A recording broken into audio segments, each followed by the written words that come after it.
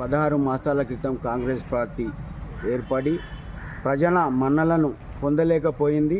మళ్ళీ కేసీఆర్ ప్రభుత్వమే రావాలి, బీఆర్ఎస్ పార్టీ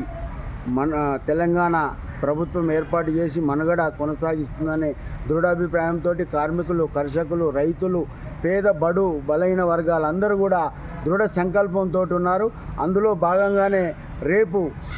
ఏప్రిల్ 27న హన్మకొండలో జరగబోయే భారీ రైతోత్సవ సభకు తరలి వెళ్ళడానికి సంసిద్ధులై ఉన్నారని ఈ సందర్భంగా తెలియజేసుకుంటూ,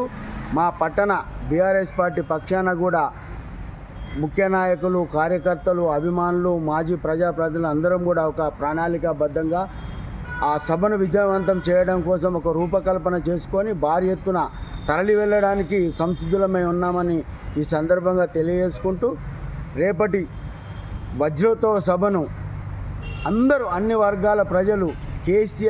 కేసీఆరే తెలంగాణకు శ్రీరామ రక్ష అని కోరుకునే ప్రతి ఒక్కరు కూడా రేపటి ఈ సభను విజయవంతం చేయాలని ప్రతి ఒక్కరిని మా పట్టణ బీఆర్ఎస్ పార్టీ పక్షాన కోరుకుంటున్నాం.